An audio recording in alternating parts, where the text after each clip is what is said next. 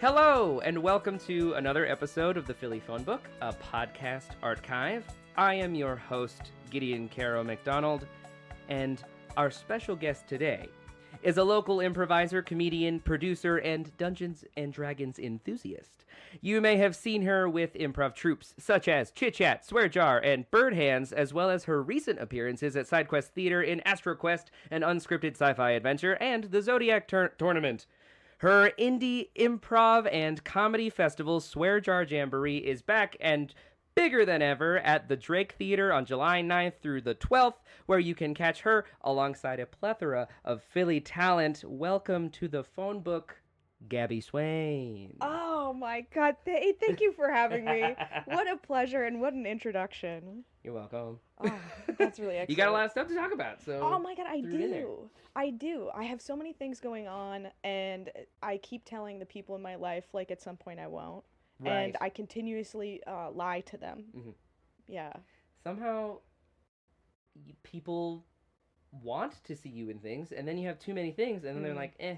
Yeah. And then you make friends with talented people who are like, oh my God, I'm doing this thing. Do you want to help? I'm like, that sounds like the most excellent thing ever.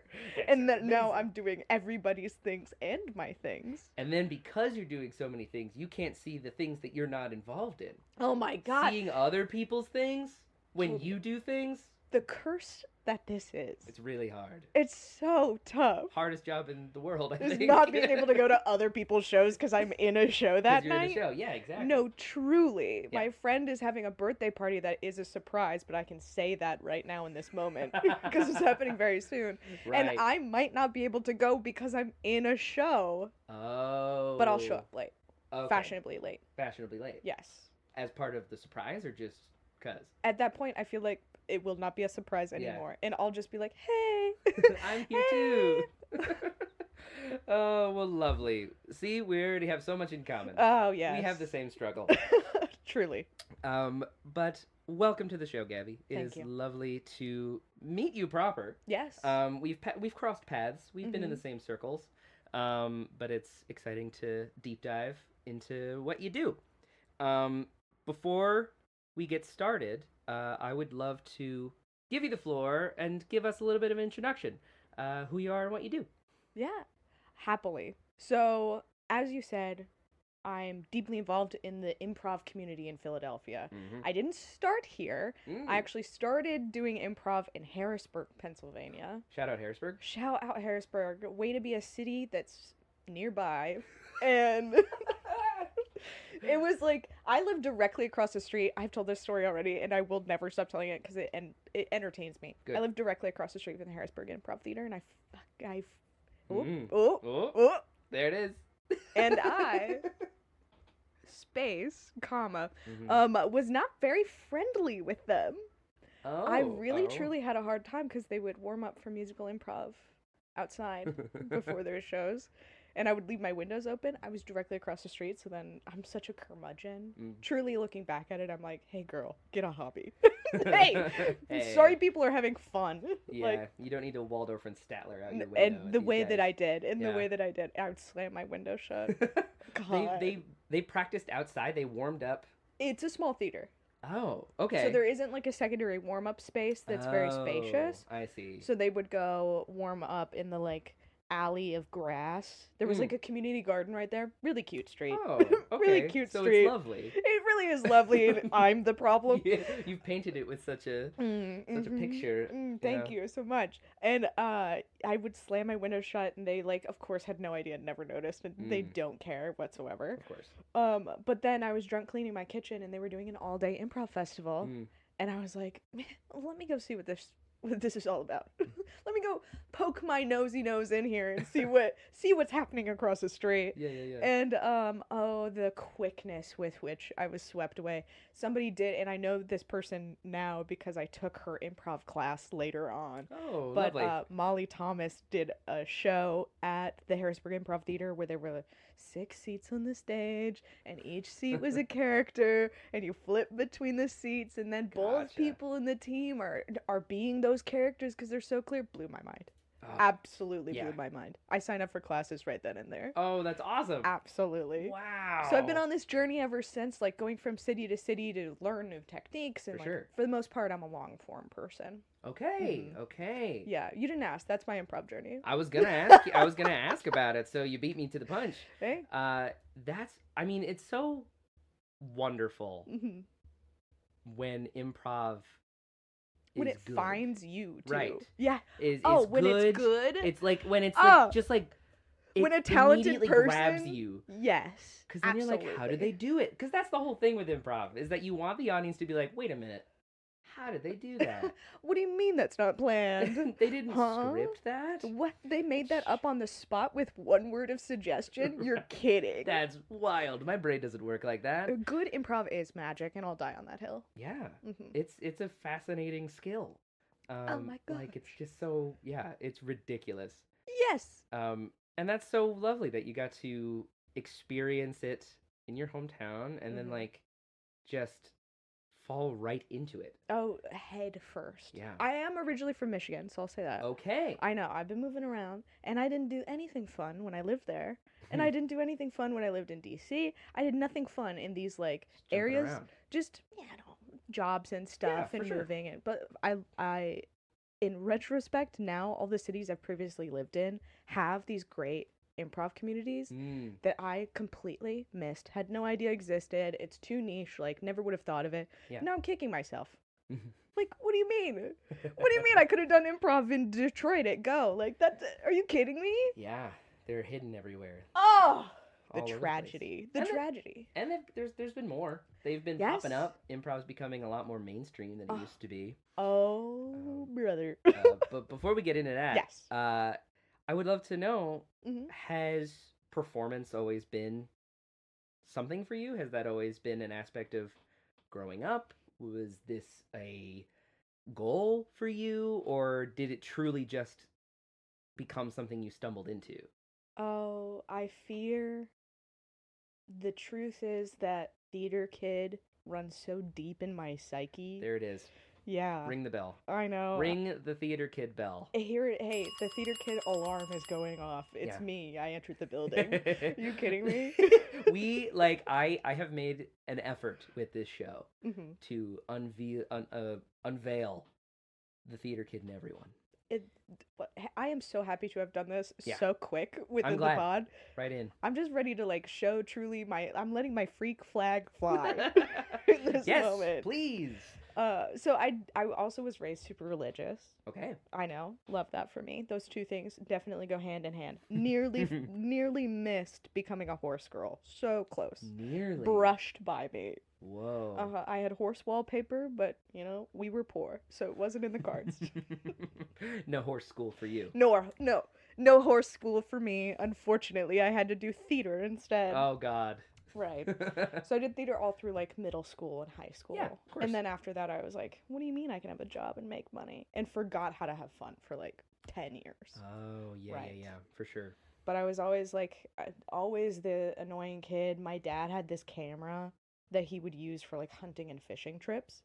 And then every once in a while he would make home videos. That's the order of operations there. Right. And there's this home video of me like singing into an ice cream scoop that my parents quote all the time because I'm like really deeply in a ballad, like a church choral ballad, and then the Domino's dude shows up and the pizza guy is here.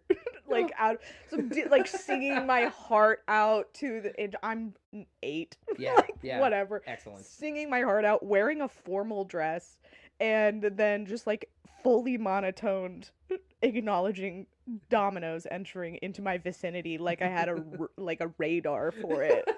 It truly was wild. So my parents quote that to me all the time. The I need attention runs so deep. Got it. So deep. For sure. I Yeah. get it. I'm there. Yeah. I'm there with you.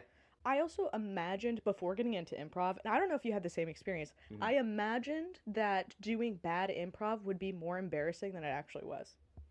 Oh, yeah. Mm-hmm. Oh, absolutely. Yeah. I mean, the concept of going up on a stage in front of people, potentially people you know. Most of the time, people Right. you know. Most of the time, people you know. And not knowing what you're about to say and then just beefing it That sounds horrifying. It does. It kept me away from improv for a very long time. Makes sense to me. Yeah. The fear of failure is like so much more scary as an abstract than it is when you're facing it head on. Not to get too Oh, yeah. philosophical. Boom. Whoa. Drop it. Whoa. But it just, I have whiffed so many shows before, and I come off nearly in the same mood as when it goes well. Yeah. Because it's just a joy to do it. For sure. And also, I heard this thing online, I don't know if this is true, but the literal part of your brain that recognizes, like, shame and embarrassment turns off for people who perform on stage. Like, you can see it in an MRI. Oh, wow. Do not quote me on that, although literally I'm recorded. I'm going to use this quote for promotion. Could you please? Don't quote me on it, from Gabi. Yeah. No, but I heard that, and unfortunately that is now a thing that I'm now repeating to people. But I always use the same caveat of don't quote me, because I don't know if it's right. I'm not going to stop telling people that, though. You're covering all your bases. Right, exactly. Yeah. This is not not legal advice. This is not financial advice. Right. We're just talking. Exactly. It's a fair point, though. I mean, everyone that I know that has committed to performance as a lifestyle has no shame up there, and it's awesome. Truly iconic. Again, I mean, we're back to the conversation of like weird magic, where once you're up there with your friends, just kind of goofing off, something happens, and people like it. They do. It's really, really lovely. People love joy. Could you imagine? Could you imagine? And I do, and I've explored this before on the pod with others. That, like, talking about this theater kid that's inside us, right? I mean, as someone who was also a theater kid, as someone who teaches theater kids, I do after school education for theater, and you can tell that it is the purest form of play. You know, these children who either know each other or met each other in that room are just excited to move around and pretend and make friends. And I think that sort of like I'm still a theater kid idea resonates because we enjoy a space where we can play. Absolutely. And then people in an audience also feel that way, but would rather experience it on the opposite end than get up there and turn off your shame gland or whatever. Or whatever. Yeah, exactly. And you nailed it. Yeah. Yes. It's a really lovely job. Well, that's also the beauty of live theater, too. Yeah. Because there is such a difference between stuff that is recorded ahead of time, like a Netflix show or whatever. For sure. It can be really good, but you're having an independent individual experience. All of your experience of this media, of this creation is happening, like, as your... How could I say this? You singularly are experiencing it. Right. Even if you're in a room of people also, like, imagine you're in, like, the movie theater and you're watching a movie. You're still having a singular psyche experience. Yeah. In live theater, that's just not the case. Nope. There's this energy in the room that is the person you're playing to. You're having this conjoined experience where the crowd is the unit, not the person in the crowd being the unit. And it's such because the energy is so palpable when you get that many people together. For sure. I could go on a whole rant about how that's just how human psyche works and, like, the church manipulates it, but I won't. I'm not gonna get it. I won't get into it. I won't get into it. We're talking about other magic. But the room itself has the energy, and you're playing with that. Yes. That's the thing I love about clowns so much, too, is that, like, you are constantly manipulating this spiritual energy that is holding the entire group together, this singular unit, pulling the strings. Is it? It's just great. And there's nothing like live theater. Doesn't matter what you're seeing. I don't care if it's Broadway. I don't care if it is like five guys staring off into the distance doing nothing for 4 hours. It truly is magic. Yeah. The most magic. No doubt. Did you, once you caught the bug, and then you were like, I gotta make a job, make money, do all the things. Were there, like, aspects of your performance that still made it into your day-to-day? I have had such a, from my perspective, boring work trajectory, but have always maintained, and that possibly there's some, like, I could talk about this with a therapist, have always maintained this, like, purposeful curation of my identity to be an individual. Got it. Yeah. So I used to work in campaigns. Working in politics sucked, by the way.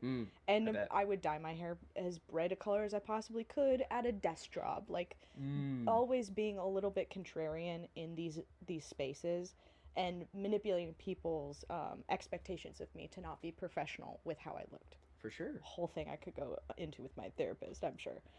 But I constantly found a way to do public speaking in every one of these boring roles. Oh, of course. Yeah. I work mostly with tech. I come from, like, a data analysis background, and now I do tech stuff, and I, like, work at a marketing agency.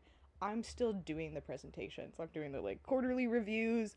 I'm up there with a microphone at all times. Yeah. And especially when you're new to a job, people are not used to someone who's A-okay having the entire room stare at them. Yeah. So I had, at my current position, when I first started it, they were playing a funny little cute little prank on me. We do every month, we do this whole, like, everybody get in the same room and we're gonna do a PowerPoint together because it's the month now. It's so cute. I love that. And they were playing a funny little prank where they're like, oh, we have a new hire, and so now she's gonna give a speech to entertain and, like, whatever. And I was like, sure, sounds good. I stood up, started walking towards the front. They're like, oh no, it was a joke. Like, all right. Cool. You will eat your words. No, exactly. You don't have to threaten me with a good time. Yeah, absolutely. What do you want me to speak on? Can I have a word of suggestion from the crowd? There it is. Exactly. So it follows me everywhere. It truly follows me everywhere. I can't stop myself.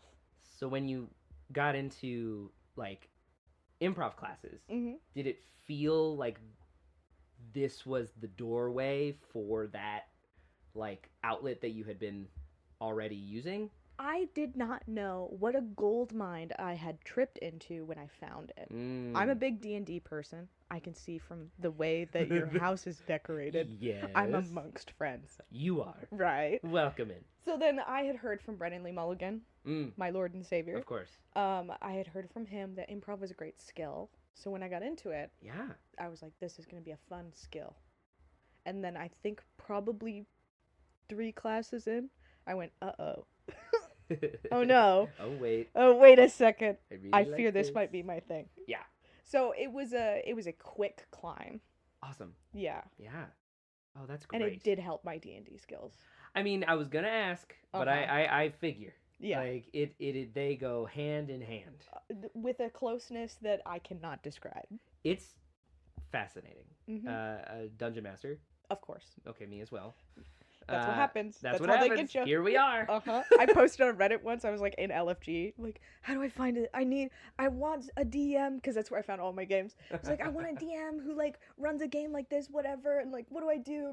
Is there a term I can search? Like, what do I not know? Somebody hit me back on my post and was like, well, when you start having preferences on the DM, it's your turn to become the DM. Whoa. And I went, oh, you got me. There it is. And that's all I needed to hear. And it's been, frankly, over for me ever since. Yep. Once you're in, you're in. It's tough. You're stuck. I am the sacrifice. Yeah. But it's also the most fun position to be in. It is. I have gotten opportunities to play since becoming the, like, forever DM of my friends. And because, you know, others have also been like, oh, DM, this is fun, blah, blah, blah. And I've gotten to play here and there. And then once I play, I'm like, that was really fun. I would actually love to just DM again, though. I really, yes. Yes. Then I'm thinking about it, and I'm like, well, I like being all the guys. And having all the secrets. Yeah, knowing the secrets. Yes. And the on your toes of it all. Like, yes. Truly the, like, I am not one. We're getting into D&D so early, but I'm thrilled. It's time. I have learned that I cannot prep a session. I just can't. I just don't. How long do you want to talk about this? Because I could do it forever. Well, okay, we could touch on it and come back to it. I don't prep. I have sessions. a whole thing about not prepping sessions. I have discourse on it. Okay. I have threads about how improvising D&D is actually really good and fun, and everyone should do it. Okay. And have distilled it down into a game style you can play for 15 minutes, because it's the best way to get in new people. And if you've ever been to improv camp, another thing I'll shill for free. I play 15-minute D&D there all the time. You get improvisers at a table. I have seen this. I have Oh! seen you do this. Yes. It's excellent. Oh my God. Okay. It's a really good time. Pinning this. Okay, pin. And we'll come Boop. right back. Okay.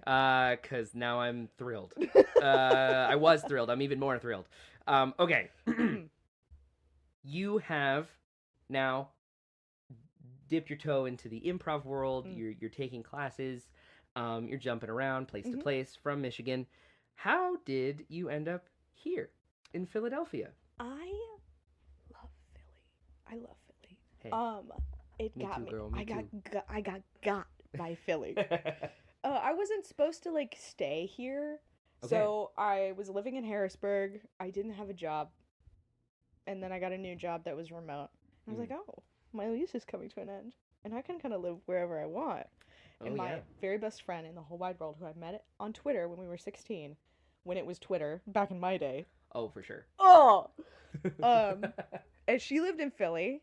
And that was the closest we'd ever been to each other because I previously grew up in Michigan. She grew up in Florida. And so we were all of a sudden, we were so close. I was like, ooh, I've always wanted to live in a bigger city.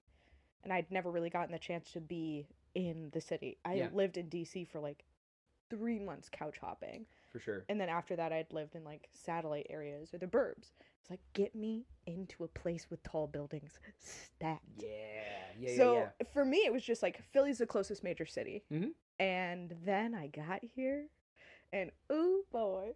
And then the Eagles won the Super Bowl while I lived on Broad Street. Oh, there it is. Boy. And I think they're just like a worm crawled in my ear. Yep. And I just believe so strongly in this community as well. And then like there's something really special happening in Philly improv. Yeah. That I don't want to miss out on. Yep. It feels like we're investing in it. Yeah. There's a little something like going on in the world right now, which is fun. So this is like one of the, I haven't actually liked staying somewhere in a long time. I really love Philly. Oh, that's awesome. Yeah. Well, it's welcome. Nice. Thank you. Yeah. Oh my gosh. Thanks for having me. How long have you been here now? This is we're in year 3. Boom. So it'll be 4 years at the end of the summer. Awesome. Yeah. Oh, nice. Okay. Yeah. Doesn't sound like long, but it is the longest I've ever lived in a singular municipality since I moved out of my parents' house. Oh, for sure. Yeah. Yeah. Okay. I know. We love that. I know. We love I'm locking investing it in. little by little, by little. As you do. Exactly. Oh, that's great.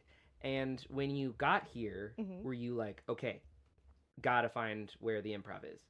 Yes. Okay. Because I got bit in Harrisburg with the bug. So then when I got here, one of the first things I did was play Magic the Gathering. Good. At the Philly Game Shop. The Philly Game Shop. Shout out Philly Game Shop. I love you guys. Oh, same. Heart. And then sign up for classes at FIT. Okay. So I went through the entire FIT program. There it is. And what else did I do? I did like 3 things immediately. Those are the 2 main things I did. And then I started a game. Of course. As you do. Right. Did you work from the ground? I mean, you had a friend here already. Yes. Very helpful to start with friends. Yeah. So other than that, it was a new city, new people?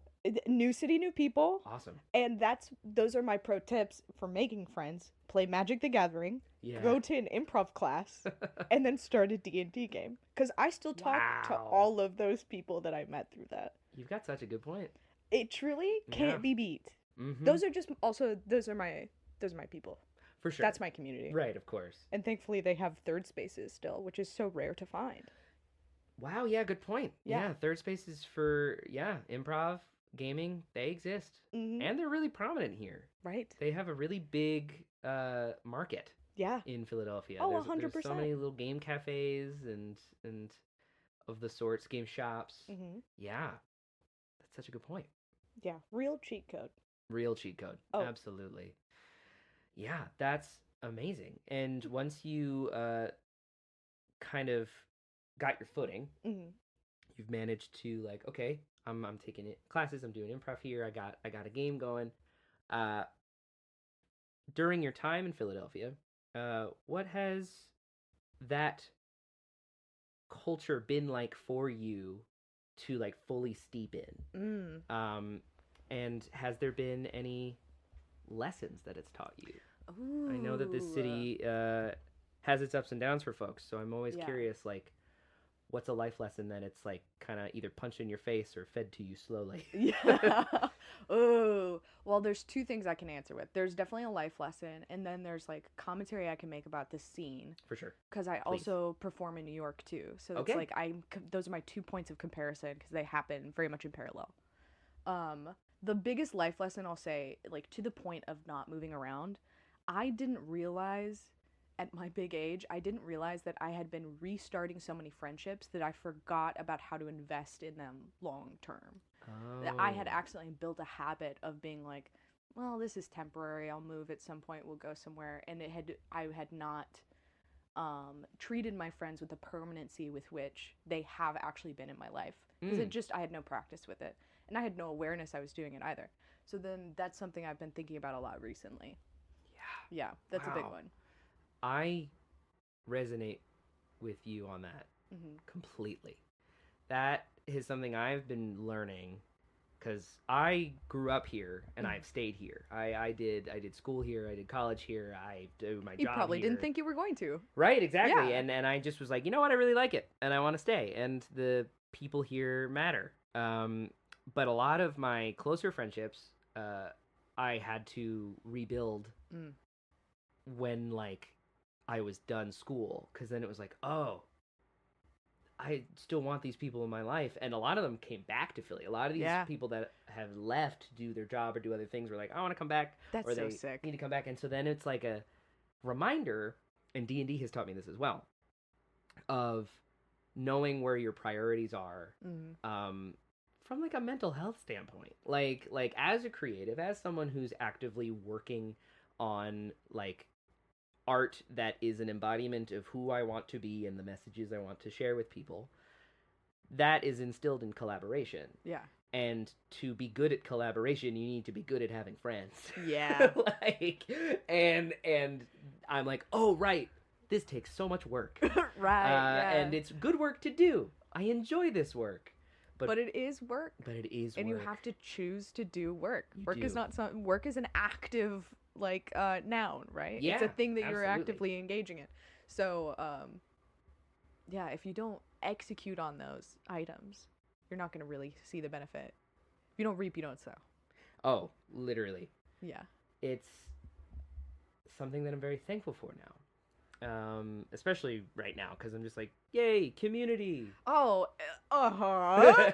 And that's why these third spaces matter. Exactly. And getting to do things like some stuff that is so social, like D&D and like improv, because you're just getting thrown into a soup, and everybody just has to you just do kind their of figure part it in out. the soup.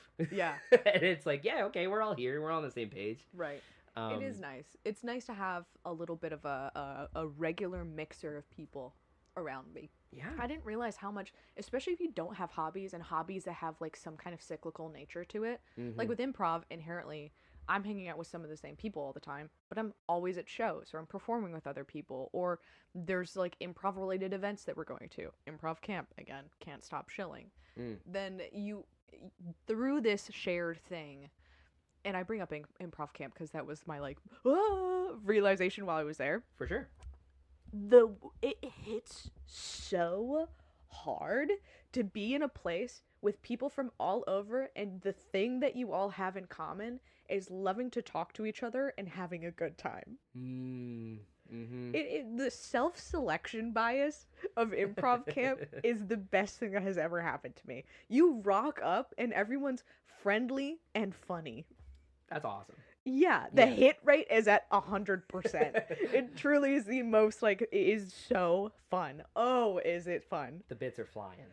Yes. I have to bring earplugs, because the first night you get to know everybody, you have your name tags, everybody goes around, you do a little like, oh, do you have the thing on the bingo card? No, oh no, I gotta go meet another person. All of the mixer games. Yeah.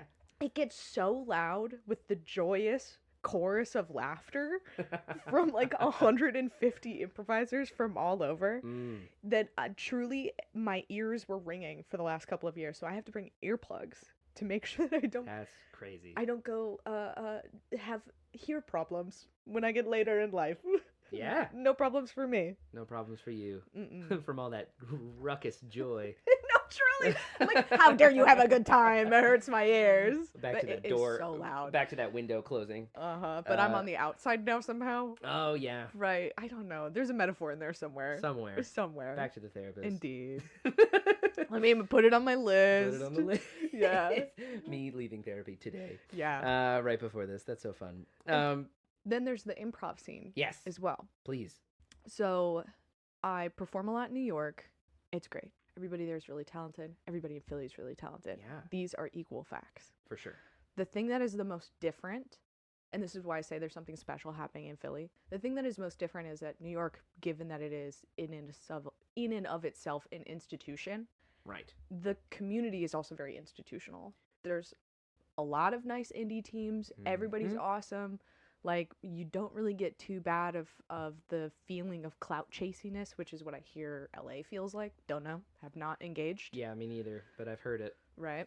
And so I always have a really good time, but a lot of the opportunities are given to people through larger groups that are maybe a little bit less personal than in Philly, where a lot of the opportunities are coming from the community and are coming from these indie groups or indie productions or whatever. Yeah. Including the stuff that I'm doing. Right. There it is. Right. Plug. There it is. SwearJarJamboree.com. So there's this little bit of I always have to yell at my New York team with all peace and love to them. Because they're like, oh, we want more stage time. We want to do more shows. We want to try this. I'm like, yeah, okay, let's then just go do it. What day is everybody free? Let's just run our own show. And getting that through people's heads took a while. Oh, wow. Yeah. Meanwhile, in Philly, Swear Jar's very first show that they ever did, I'm not on the team, the very, very first show we ever did, we produced. Yeah. So that's kind of the heart of what we do, is like we make our own opportunities. For sure. So very, very big cultural difference between the scenes for that. Did that help you make the decision to live here as opposed to New York? Yeah. Okay. Because you had mentioned, like, I want to move to a big city. New York's right across the bridge. That's like, true. It's also not too far. 20 times more expensive. It is. That's a really big factor, and I always take it into consideration. But I've had this conversation plenty of times of checking with people of like, well, how did Philly get on your radar? Because it's not the institution that you're talking about New York. New York is the make it big city, right? That's the, concrete Broadway, making it happen. Yeah, and Jay-Z has a song about it. We all know. Everybody. We all love Jay-Z and everything he's ever done. Yeah, right? Quote me on that. No, please. Please. Yeah, that sounds right. That's good. Holding you to it. The promo's going to be fun for this one. Oh, no. Oh, no. Uh-oh. But Philadelphia has a sense of DIY. Make it yourself. I shout out, Fringe all the time as a theater maker. Like, it is a perfect example of independent making and that institution being so welcoming and, like, accessible and sometimes affordable. Occasionally. Getting more affordable. Yeah. And I think that's also a little bit of, like, where the improv world is right now, too. It's like, okay, we're getting there. We're getting to a place where more people can see this, and it's going to be enjoyable for every audience. Yeah. As opposed to maybe how Philadelphia improv was for a little while. not to do nothing or know how, but I don't think I'm alone in that thought. Listeners, Gabi? Yeah, everybody chime in right now. Right now? Say it out loud to yourself at home. Yeah. No, absolutely, I agree. We are starting to break through the veil of friends and family. Yeah. Yes. For sure. And I think that SideQuest actually has a lot to do with that. Shout out SideQuest we Theater. We love SideQuest in this house. We love you. We love you. Whoever of the three of you or all three of you are listening. Yes, exactly. Josh, Kelsey, Dom. What's up? Heart. The 3 hearts for each. But I do think that they are a perfect example of bringing a unique set of performance to improv Mm. that is really recognizable because of the work they do with genre, For sure. which is I have strong opinions about how genre is the cheat code, literally, for a lot of accessible performance. Because once you recognize things, you feel included. Gotcha. And especially in an improv setting, if the forms are foreign to you and you can't recognize what's going on there, or you're not swept away with the magic, then you don't have anything to anchor against. And genre helps with that immensely. The audience has something to recognize and anchor against, and now they can relax because they know where they are. For sure. Right. And they can enjoy the lunacy of the actual performance itself. Yeah. As opposed to the bare bones, like, give us a word structure. Right. Which can be fun. Which is a lot of fun, but it's harder to immediately jump into. Yeah. It is not as accessible to the average consumer. For sure. I know for a fact that, like, you know, I think the way that mainstream media has talked about improv before, like, the age of, like, Dropout. Shout out Dropout. Shout out Dropout. We love. Hard. I don't know if you know, I had Rika on this podcast. Really? I did. She's awesome. Yeah? I got very lucky with that. Go listen to that episode, too, if you have a time after this one. After this one. But we got to talk about that a little bit of, like, you know, this, like, strange new perception on improv as a form of comedy. Because, like, you know, when you look at how improv was talked about even a decade ago, like with like the SNL bit of like everybody wearing the like all black and like running around and being like, here we are, and we're performer, like, well, the concept of the short form, like, give us a word structure opens the door for that shame, right? Because then when you're in the audience, you're like, they're gonna mess up. Right. This is scary. And then it's fun when they don't, and then you're like, oh, okay, cool. But you don't have that comfort that you were talking about, that like genre that does provide. Yeah, absolutely. I think that also exposure has helped a lot. Yeah. Yeah. When you're speaking about improv to people of different generations, there's a line between, okay, it's like, whose line is it anyway? And then, oh, it's like Dropout. There's a strong generational divide. Yep. But those give examples of, like, improv's been around. It's been in the zeitgeist. For sure. But now it's getting so much more appreciation as a skill. As a job. Yeah. Oh, good heavens. Good heavens. You can make money? What? Somehow? Somewhere. Off of this? I'll let you know. Yeah. I'll let you know. I actually have made money off of improv shows. In the order of like $20-$40. Oh, same. Right. Yeah. But Shout still. out SideQuest. No, exactly. We love you. Yeah, for paying their actors. That's They're a big really deal. excellent. Yeah. But still, it's like the fact that you are making money is crazy. Yes. And as we were saying earlier, where we are in what feels like the growth of the community is very much in the early investment stage. So I'm truly deeply interested to see what happens next. Yeah. And hopefully the work that like Andy and Sophia and I are doing with performance stuff helps in some way. We'll see. Yeah. And we're excited to see it. Hey, me too. Hey. I'm excited to see it come together. Of course. Well, I think that has perfectly segued us into the deep dive of what we do here. Yeah. Well, I want to talk about what improv is to you. We've talked about it enough, but I want to keep getting into it. And how you do it. The question I had that I was just interested in, because I think it was like pretty general, but I want to see where you would take it. What's your like improv bread and butter? Like, what would you consider like, okay, this is what I'm looking for. This is what I want to do. My improv bread and butter. Ooh. It's general, I know. It is a general one, but it's an interesting one to think about. Like, what's my core offering? Let me use my corpo terms. What's your core offering, at least like right now? Yeah. Like especially with like Swear Jar happening soon, and like all these projects that you have going on. As the individual that you are, that you bring to the troupes that you're a part of, or even in an audience when you're like watching an improv show, like what am I looking for? What are you looking for? It's always going to come down to relationships. Okay. Because you can do so much with that. for sure. I don't care if you're standing upside down on the surface of Mars.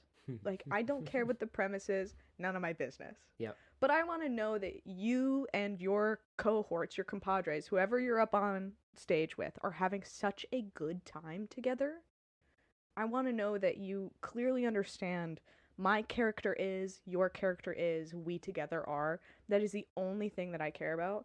And I'm doing a duo with Sofia Cordero. Yes. Called Bird Hands. Love her. And that is the thing that has been so delightful to learn from that is getting really, really deep in the relationship. Yeah. Because when you can't swipe a scene every couple of minutes and it's just the two of you, you really have to know who you are to one another. Wow. Yeah. It Absolutely. is so core to the performance. And we do almost a mono scene. Sam Miller said I can't call it a mono scene, but I'm going to. Because we have an opening as well. Okay, for sure. So technically it's not a mono scene.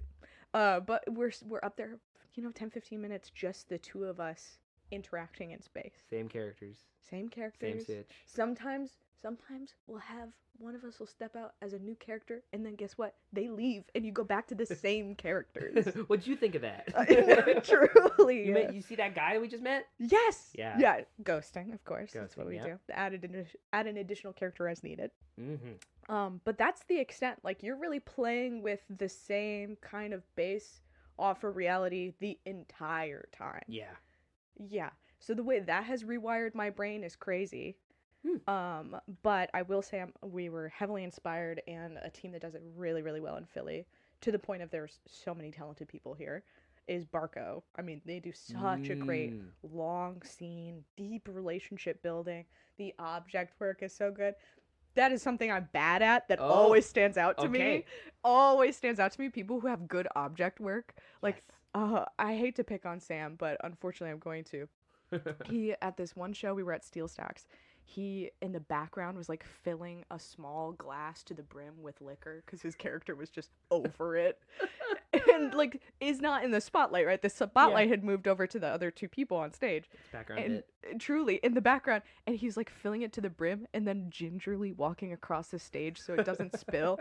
It was the most dynamic thing I have ever seen.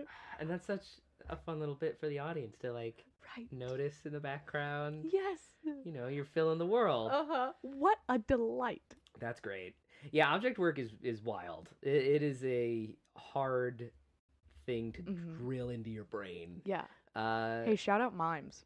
Shout out mimes. No, hey, for real. all you mimes out there. Hey, shout out. I know you can't verbally tell me how you feel about this podcast, but feel free to write me an email. Or something. I don't know. Right. Yeah. Or hover your fingers over top of the keyboard in space. Space, yeah. Get out of that box. Right. And then let me know how you feel. Absolutely. Yeah. Pull yourself sideways by a rope. By a rope. Always with the rope. I love it. But yeah, relationships are such a important factor.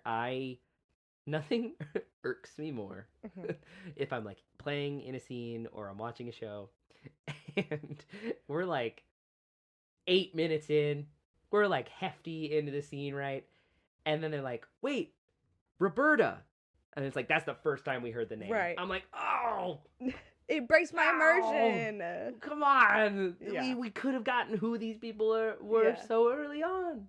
Because then at that point, just commit. You don't have names. Or you know them. You know each other so well. Right. That you're not even using names anymore. Yeah. Hey, buddy. Hey, pal. Hey, pal. Right. Hey, and then really leaning into that. Because, that's something I got to take a class with Bobby Block. Shout out Bobby Block. Shout out. And she was very consistent with us about like really paying attention to why you're talking to this person, right? Exactly what you were saying. Just like really leaning into this, like, it'll be funny.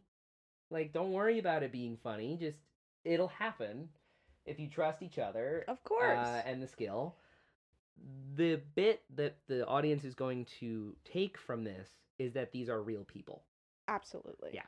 And I think sometimes, especially when you're early on, improv can easily just be like, look at me, everybody. I'm a goofy guy, and I'm up here making goofy jokes. And I think that's the whose line of it sometimes too. Like, love whose line. I'm not. That is not. But like, whose line is very like short form. Very They're quick. doing something specific. They're doing something very specific. Yeah. Exactly. And so, but then again, the zeitgeist kind of creates it so that people assume that that's what you're going to get. And then when you're like, oh wait, these are actors. Yes. That's crazy. Yeah. Yeah. You've gotten to perform with multiple troupes at this point. Yeah. I know. I'm all over, man. All over the place. Yeah, it's great. What about performing with a variety of dynamics excites you? I am just so greedy. I am just so like unimaginably greedy for my very, very funny friends. I can't help myself. Biblical greed. It's truly I should be ashamed of myself with how much I just can't stop having fun with my friends. Oh no. Yeah, it's really tough. Every team does something different. So there is a delight in the variety. For sure. The variety of comedy is something that is just so close to me as a person. And so important to me is like there's more than one way to have fun. Yeah. So I really enjoy kind of the spread. Yeah, for sure. I do this duo. It's so long. It's so like you have to get used to resting the game. You have to get used to letting some things just kind of breathe in the air, which is so antithetical to then ChitChat that I'm on, where we have such a large team. It moves so quickly, and it's a montage, so it's all about like following whatever the energy is. There's almost, again, something kind of clowny about it, I think at least. And then we have Swear Jar, which is like my foundational team, and that's all about really trying to get the rhythms of a good performance down. Okay. Because we just started to, we've been playing with form for a while, but are doing the Herald now. Everybody has to at some point, right? Everybody's got to be on a Herald team for at least a little while. So we're doing Herald now, and it's really about like formulaic approach to improv, getting the real basics down, and learning to pick up that group mind, which is my favorite part of that. For sure. So all of them have that same heavy reliance on the delightful things unsaid, the group mind portion of it, but they all explore it in a little bit of a different way. So I like that. And then the like more not scheduled, more like produced shows, like the side quest shows are a little bit more produced. They gave me homework, which I was like, yeah, really? Okay. Yeah. Huh? And then I also did Sensation at Saubona, their first run for Fringe last year. Gotcha. And it was very formulaic in a way that really was freeing, dare I say. Ooh. Having the structure. Yes, it was. Yeah. And then there was the like, I had to be the same character the entire time. Right. And that was a bit tough for me. That was a really hard skill to work on. But I was surrounded by such like incredibly talented people. Like, oh no, it's so hard to learn something amongst these people who are carrying me effortlessly. Right. Oh no. Oh boy. Yeah. Okay. Yeah. I was curious about it because when it comes to like troupe stuff, I've really only ever been in one.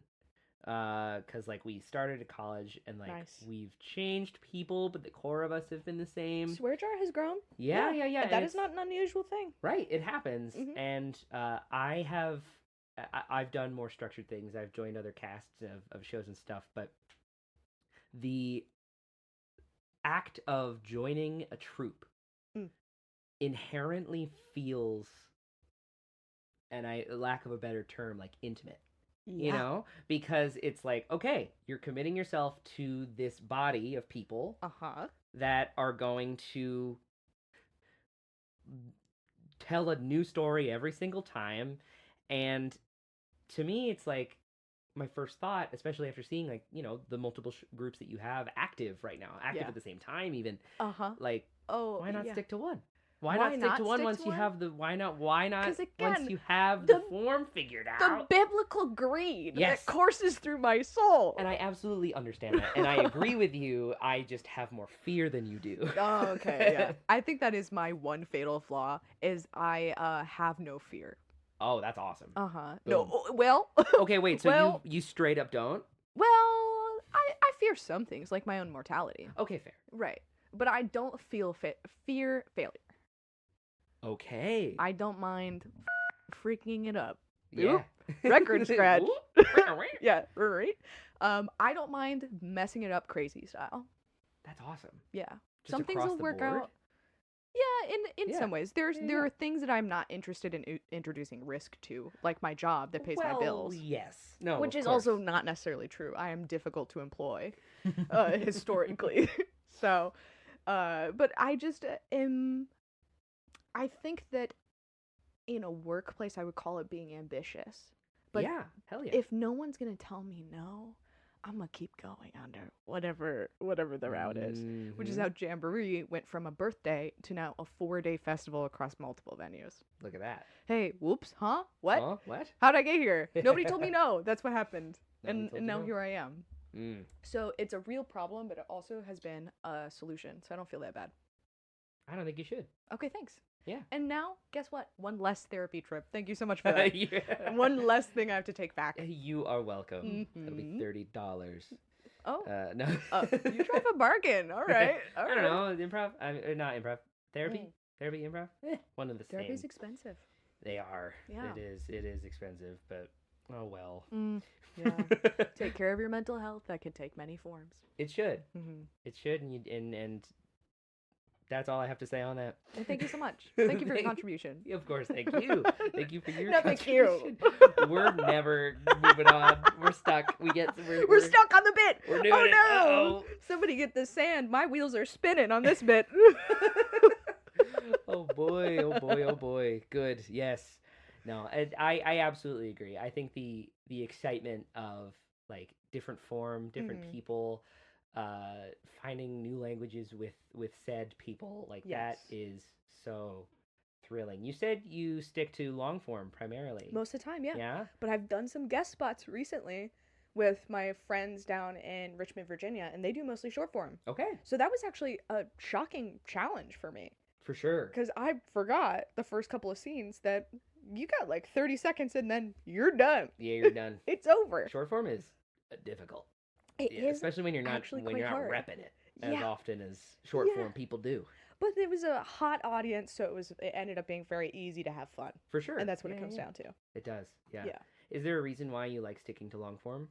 It is, I think, more compelling for me as a performer Okay. to do long form. For sure. Absolutely. I enjoy crafting a story. It's one of the things I really love about D&D. Mm-hmm. So if I can't bring something through an arc and a climax at some point, then I will not have felt like I exercised all my muscles.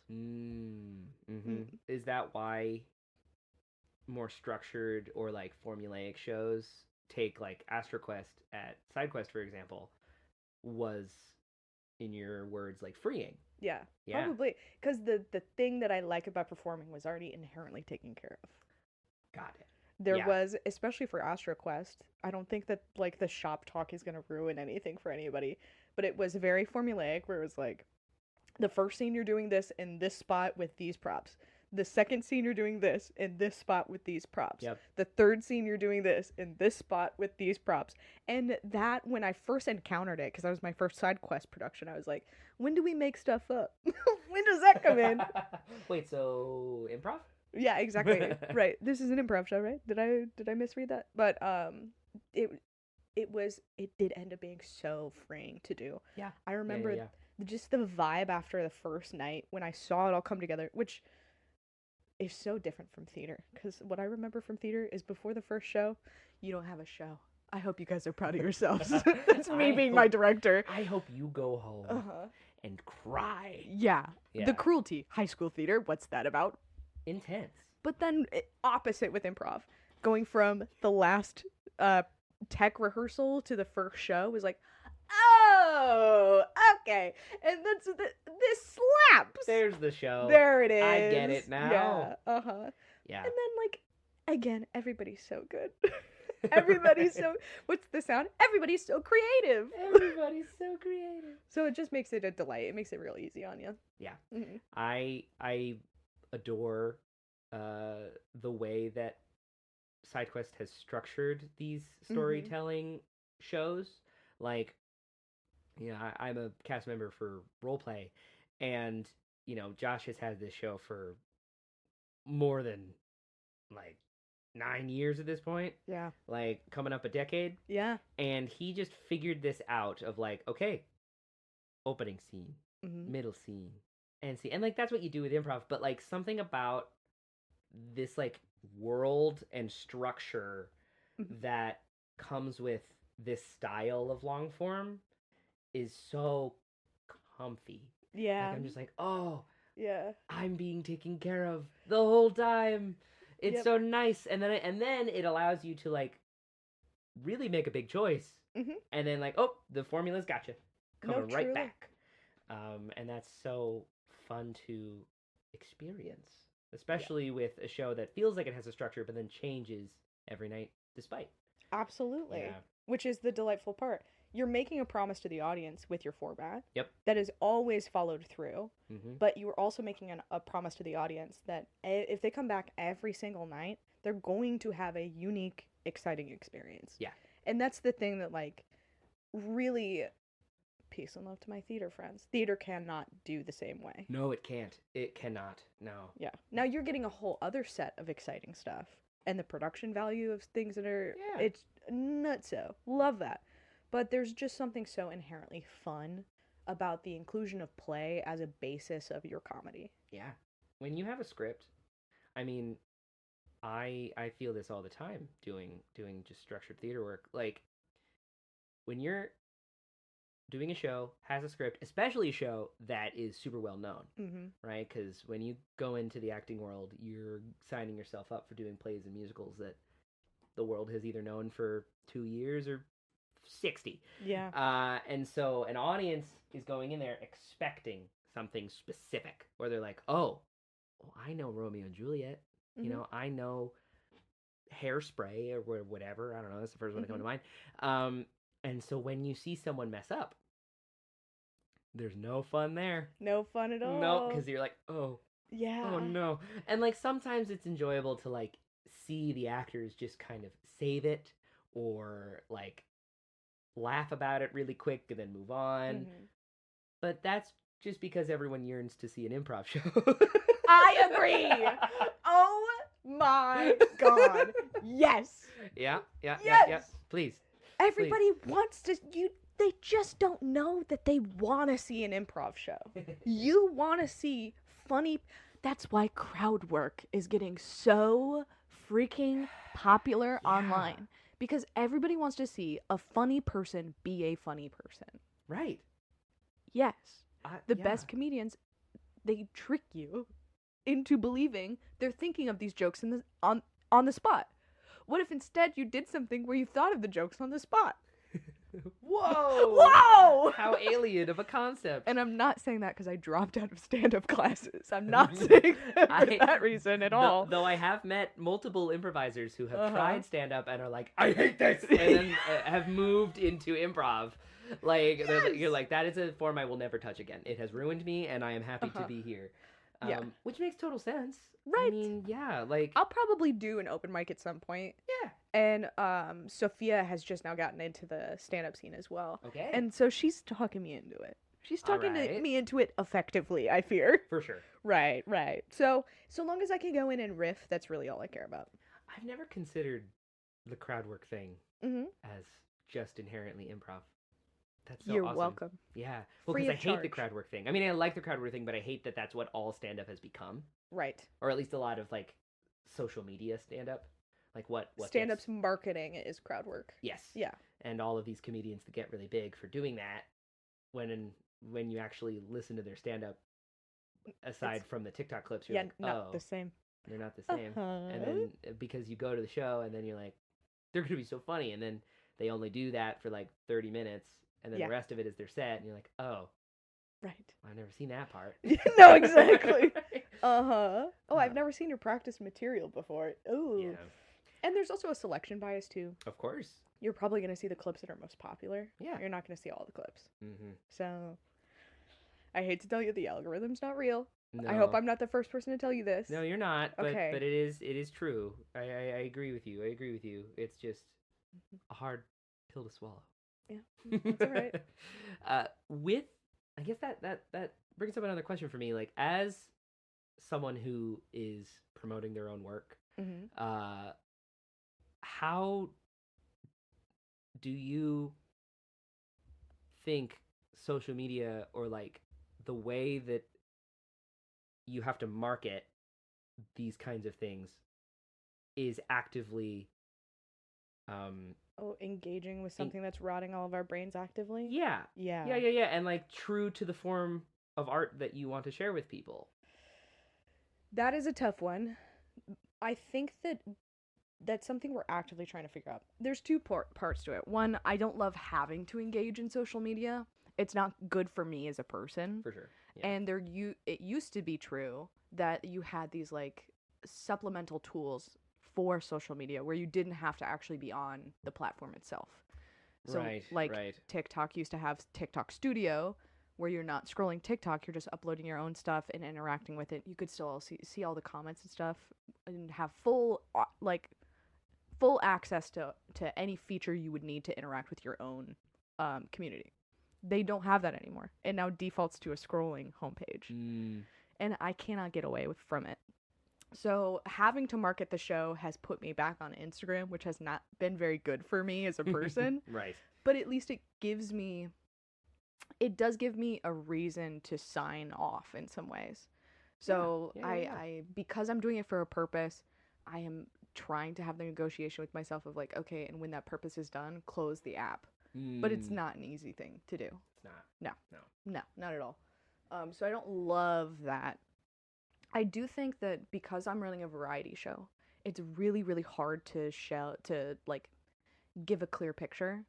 Yeah, because the niche is variety. Correct. Which is not describable. Correct. Right. But it is unique, which is nice. Of course. The scale of this year is so vastly different from the scale of last year that it would be inherently misleading for me to use any material collected last year to represent the show this year. Yes. So we're thinking actively about like, what is our marketing material going to look like? I have a lot of like pretty images that don't include anything, that like assets I'm making on Canva. Yeah. That are more of a vibe than anything. But we don't have like images and pictures from previous years at the scale that we do now. So then how do I show that? We don't have that answer yet. Yeah, that makes sense. I don't know. We're on a journey. We're figuring it out. And then like once the show is fully curated and like everything is like, because that's the other thing that's fun about Jamboree. It's never going to be the same every year because we're curating the show, like literally producing the blocks around the people who are accepted. Awesome. So we're going to go through and we find like people who really represent the community, or their timing works out or whatever, which is a whole other thing where it's like having to tell people no just because I'm like, I don't have time for your thing on the only day that you're available. No. Is really tragic. But then at the end we get this like really custom bespoke show that puts all the forms together and hopefully also then makes a clear promise to the audience about what they're going to come in to. Yeah. So that's something we're actively thinking about. And I'll probably take some of SideQuest's like tips. I'll probably stalk their pages and be like, what are they doing that I could do? And it's going to come down to genre. And this conversation is now circular. Back to genre. It's always coming back to genre. Oh, because genre means so much to you in that regard. How did producing something like Swear Jar Jamboree come about? I mean, was there a festival or production experience that inspired you to take a producer role? Or did you like see how comedy can be so varied just as a whole, and you were like, well, I just got to put it all together on your own, like from a producer standpoint? Because I know, as someone who's like also working on stuff from that perspective, instead of being a creative that gets asked to be part of something, there's so much of the work and like decision to do it. Yeah. It's very different. That is so different. Yeah. Yeah.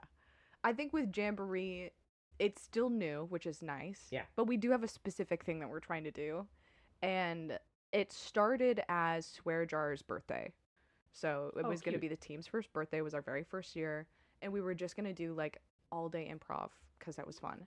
And then what ended up happening was there's this like, well, because we're doing Swear Jar's birthday, because Swear Jar's first show ever was put on by ourselves, the whole thing was like, we want to platform new teams. That was last year's goal. Awesome. We want new teams. We want to start stuff. We want to bring people together. And then what is the extension of that is the soul for this year. So instead of just like, we want new teams, which we will have several new teams performing, instead of just that, it's also like, how do we take all these Venn diagrams that everybody individually, because we've all grown as performers since the team started, everyone individually is involved with. How do you take all those circles and then squish them to make the biggest circle in the middle possible? Yeah. So that it went from like, we want to bring new people into this community we know and love. It's now we want to bring new people into this communities we know and love. Right. Yeah. Right. Showing different forms to the same audience. Ideally. And mixing it up a little bit. So like, yeah. I keep using the same example because I'm obsessed, but like bringing clown performers to an improv show. Yeah. Bringing improv performers to a stand-up set. Bringing musical improv and then having like avant-garde solo performers all in the same space. Because we're going to have so many shows, a huge aspect of the festival is the community stuff. So like we're working through the specific programming, and it's like there are things in the programming just for everybody to hang out with each other. Oh, that's awesome. So it's a show, but we want people to want to come back and to enjoy having met one another. Back to the improv camp of it all. Truly? Yeah. Exactly. We had a call with the guy who started the improv camp to be like, how do you do that? Oh, that's like, lovely. Oh my, the number of people who have taken a phone call from myself or from Andy or Sophia and given like incredibly helpful advice on how to not flop and totally mess this up, and then also have been like just so helpful. It's insane.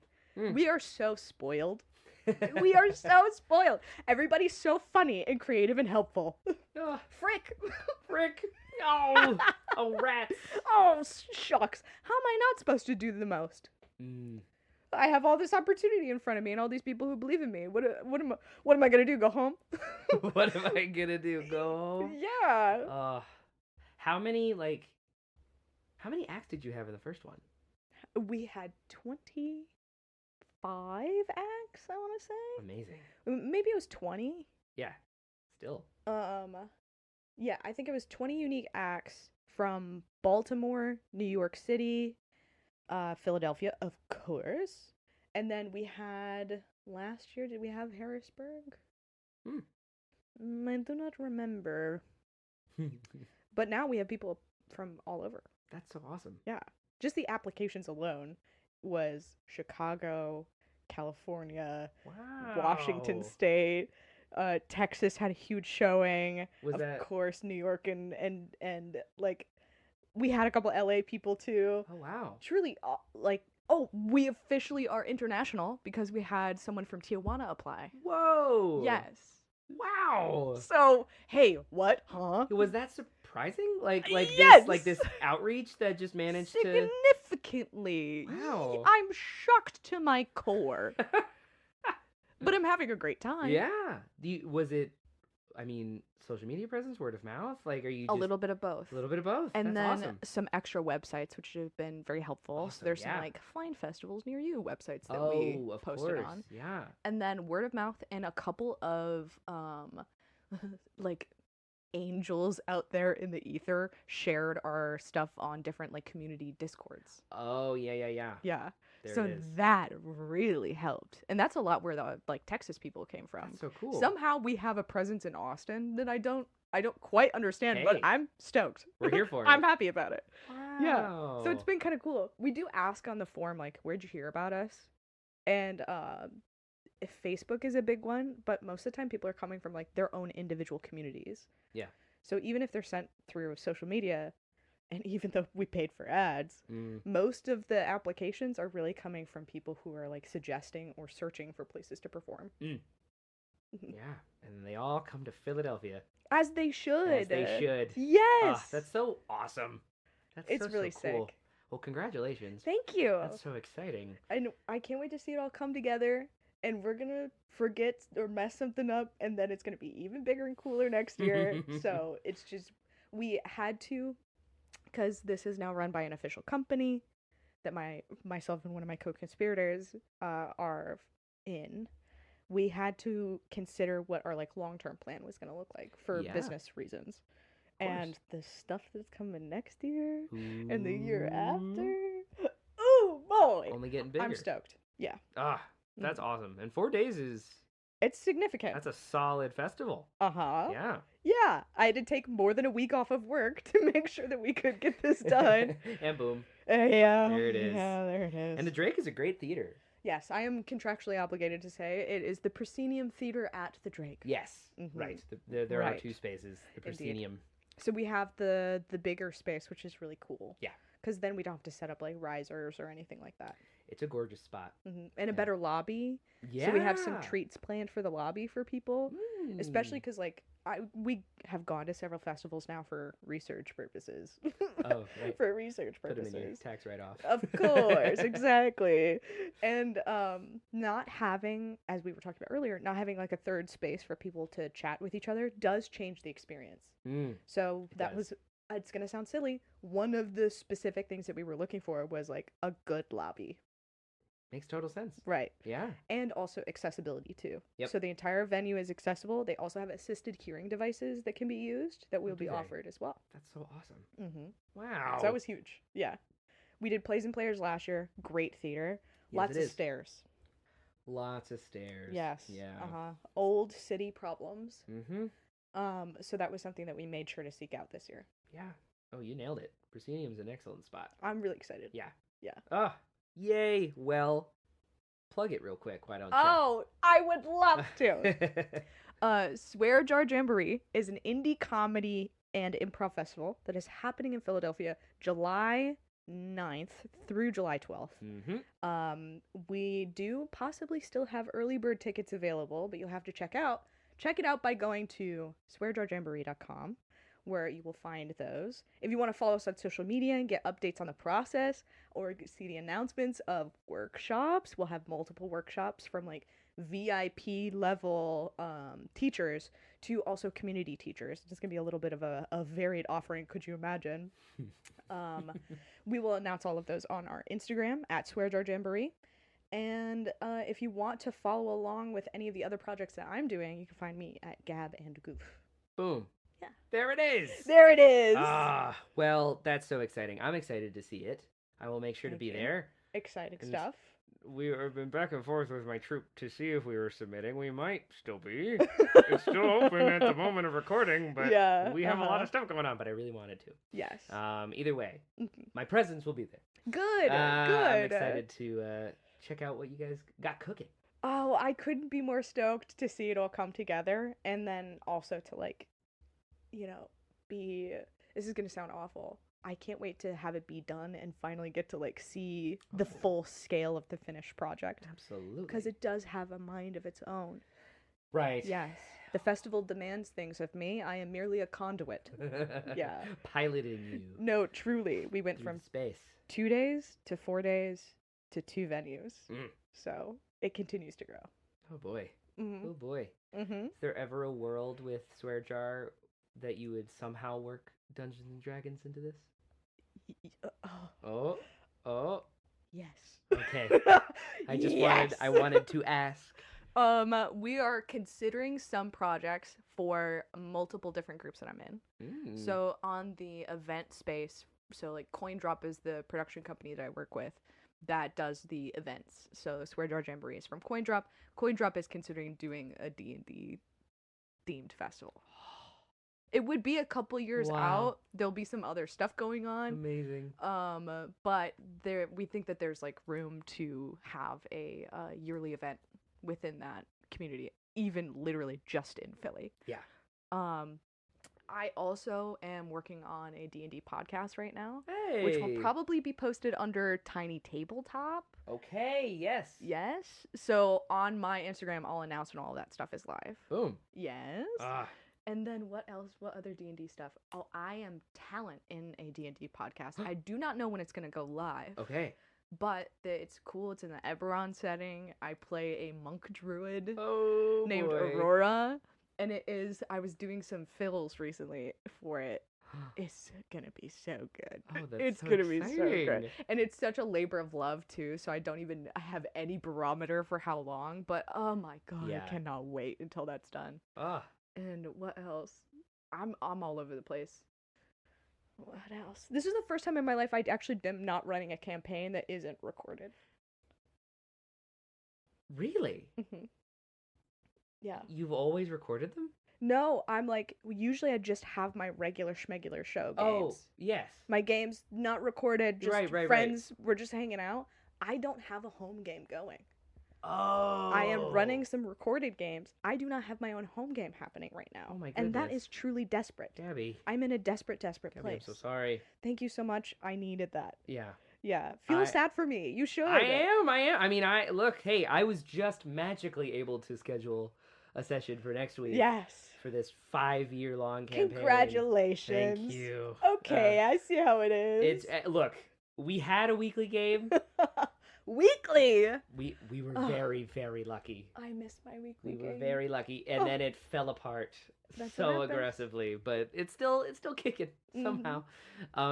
Before we move on to another fun question, sure. and we're still on the topic of like working creatively. Yeah. I wanted to segue us into D&D to unpin what we were talking about earlier. Right.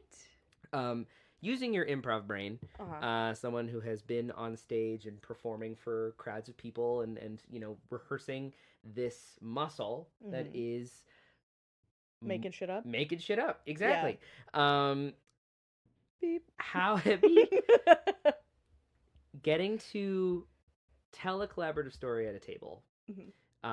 As often the game master, the one telling said story and performing as all of these non-player characters and listening to the needs and exciting wants of your table. You had mentioned, similar to myself, that you don't prep. Correct. How has that both influenced you as an improviser on stage, and then that also coming back to the table, and how have both pillars grown alongside one another? Right. What an interesting journey it has been, I will say. I used to prep because I had to, and I really didn't know. Well, of course. And also the scale of my games has changed pretty dramatically. Okay. So I once was a heavy prepper, and not in the canned food way. I once was a heavy session prepper. Right. And it was when I was running my most epic of stories, where there was intersections between NPCs and the world that actually mattered, and that the players had brought to me from long and rich backstories that I wanted to honor. Gotcha. And I think that's probably the line of demarcation. I have been so lucky to play games with people who are so invested in experiencing a character or an arc or whatever, and so invested in being part of a story that oftentimes they'll give me these beautiful, rich, thick backstories. Even the ones that are literally short in words oftentimes are bullet points of just the most fun gifts and presents to me as a DM. Yeah. And I'll craft the story around the background. So because it's important for me to honor my players, I would craft ahead of time and make sure that things were had certain paths and certain options. When I was running my most epic game, I did the most prep. But there was a line where you're not adding a lot of new information anymore. Right. True. Once you're totally settled in and you're through the first arc and you're working with characters who you know intimately. Yeah. Then after that, past you did all the work. Yep, you got the platform. I got all of my offers. I got my relationships, I got my character, I got my setting. I got all the things. So properly platformed, and you can just go from there. Yeah. Because ultimately, and I'm gonna keep saying it comes down to genre, right? Yes. So even inside of the specific session, where it's this session is going to be inspired by a heist. What characters do you need for a heist? Okay. Well, you need a bumbling guard or somebody who you can turn onto your side, or you need certain challenges and you need them to be time sensitive. So all of a sudden you have a map to play with Yeah. because you kind of know the vibe you're going for. Pulling from tropes. Exactly. Yeah. And that was when I stopped prepping games. Boom. Yeah, There I it really is. did. I really stopped prepping at that point. I would I'm so sorry to my players. I love you guys so deeply. The number of games that I wrote down 5 bullet points on a notebook in the Uber on the way to the house. Oh, yep. Because somebody else was hosting. Those are some of my favorite sessions, I fear. Yeah. Oh, yeah. Because you get so locked in. You just live in it. Truly, I am Yeah. in the tape. I'm in the walls. The space is me and I am one with it. Some of the best improvisers I have ever worked with are people that do not consider themselves improvisers because they just play D&D with me. Like, Really? isn't it fascinating? That Like, drives me nuts. Yeah, like it's just because they get into it. They're committed and we're telling a story all at the same time. Mhm. It's again back to this like interesting like magic of, human nature sitting around a fire telling a story. Truly just the most that. archaic of crafts that we can all engage in to this day. Yes. Like finding a good stick or a perfectly flat rock. Yeah. It's the same. Improv is the same. It's the same. And like I'm curious to know for you like some of the most rewarding performances I've ever given Mhm. are at the comfort of a table and for no one except for that group. But isn't that precious? Isn't it? Yeah. Right. Like how in your brain are both of these like how do I want to word this? This creative fulfillment that is provided by something that is so singularly experienced, this like forever long form with the same group of people and no audience. Mm-hmm. How is that fulfilling to you in its own unique way, as opposed to when we, like we were talking about before, getting that palpable energy from an audience that is simply just experiencing? Well, I'll tell you the dirty secret. The audience is a little bit more fulfilling for me. I know. No. That's exactly what I wanted to know. It is neither here nor there. I have no bias. It feels wrong because there's a different level of precious to the game. Okay. So my home games with these people who I have independent friendship relationships with. Yes. And then have strong, deep convictions about their characters. For sure. That is a different thing entirely. It's like, that's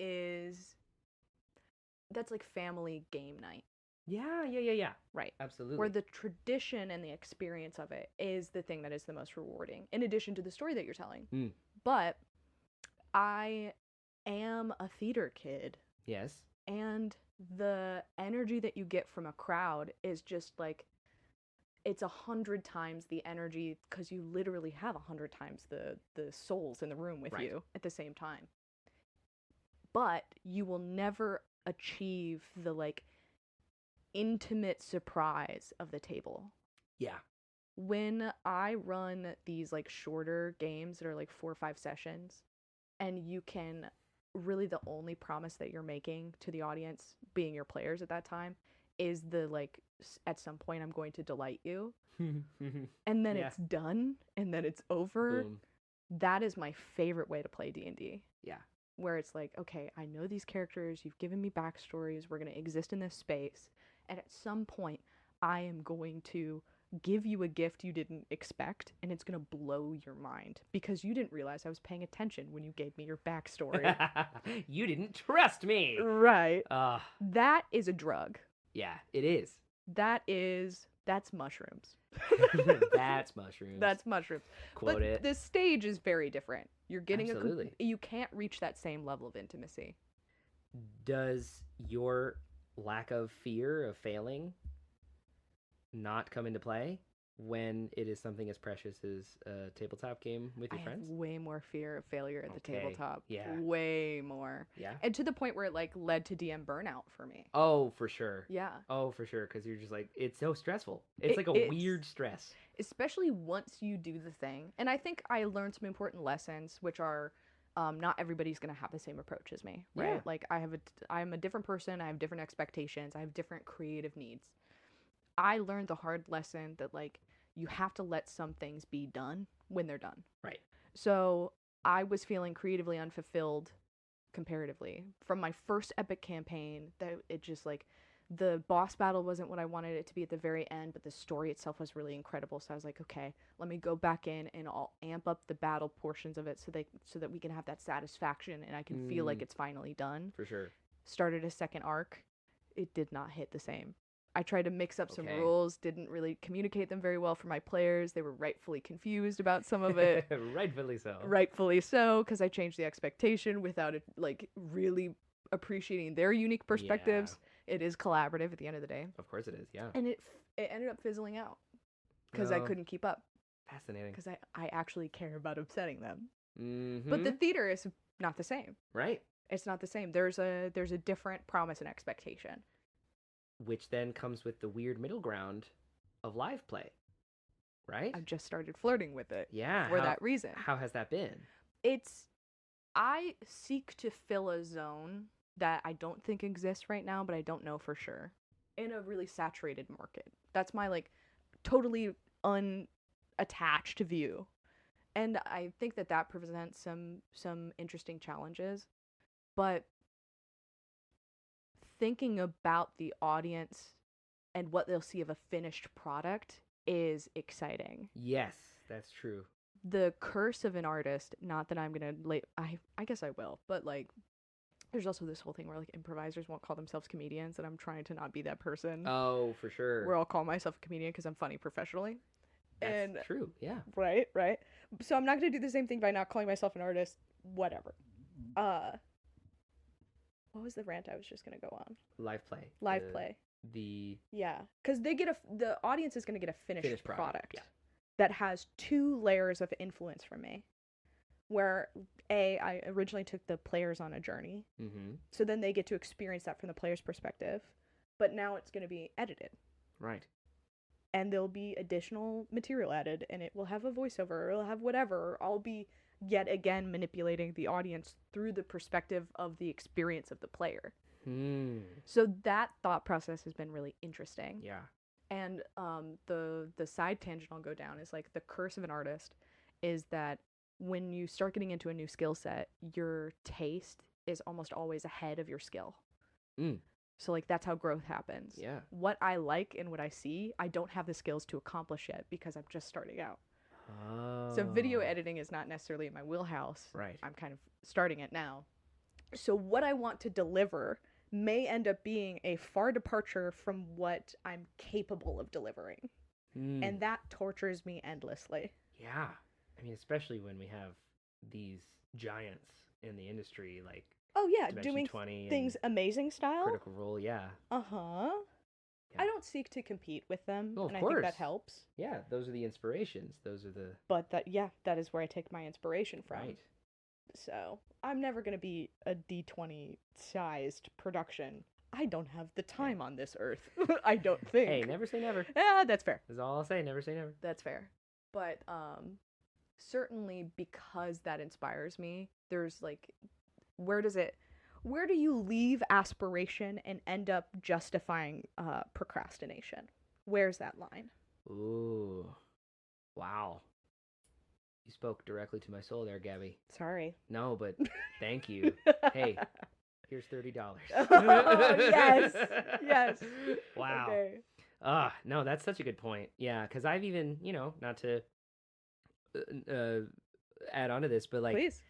I and my friends and I have also been in the conversation of, like, what does a live play look like? Like, how do we approach this? How do we fill this niche in a market that, like you said, is a little saturated right now? And it is such a hard thing to start. Yeah. A difficult thing to start, especially with something that is so precious. Something that feels inherently like this group of people, this dynamic, this thing that we do together is for ourselves. And now we want to share this with people, but then the act of starting that thing to share with people and the work that goes into that and, like, the logistics that go into that. It's tough. As opposed to just getting around a table and doing the thing. Like, it feels strange that a game like this has become a form of entertainment for performers. Yeah. But it's awesome. It's sick as hell. Yeah. Beep. Beep. Oh, hell's fine. Okay. Okay. Radio rules. Got it. Radio rules. But that's why I do the style of actual play that I do.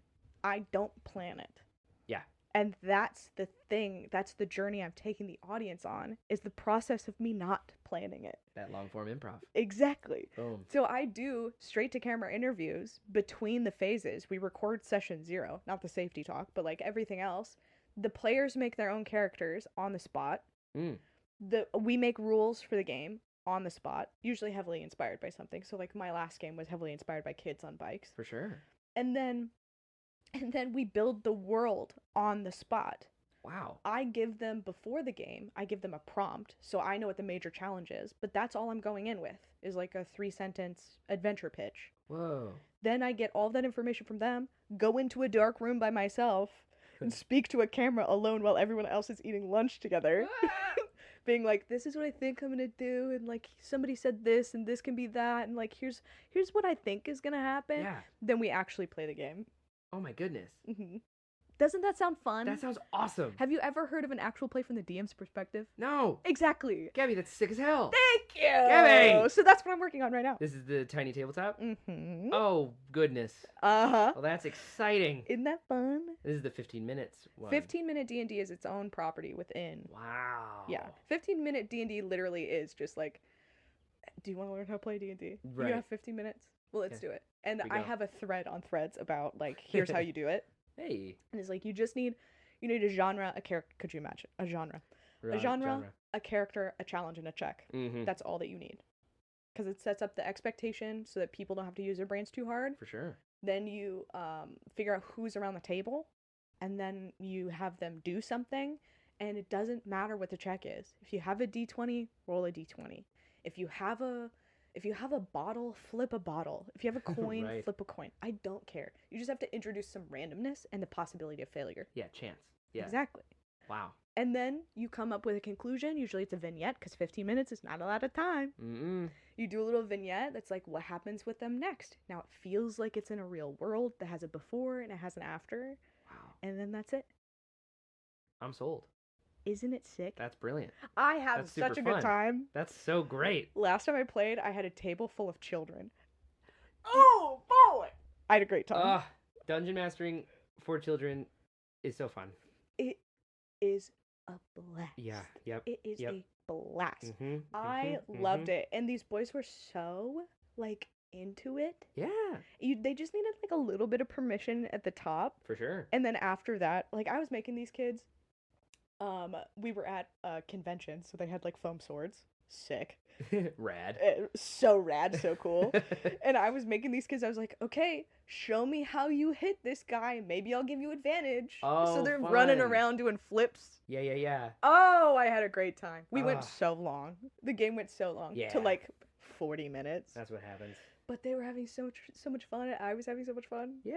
So whatever. No, but it's really great. It's the purest form of imagination right there. 100%. My father and I have a summer camp that we do. Nice. A week-long camp that we have for D&D, where we just run a campaign for them that whole week. We teach them everything at the top on the first day, and we do little activities like they make their mini and they make their thing and they do all the stuff, and then we just play a campaign with them.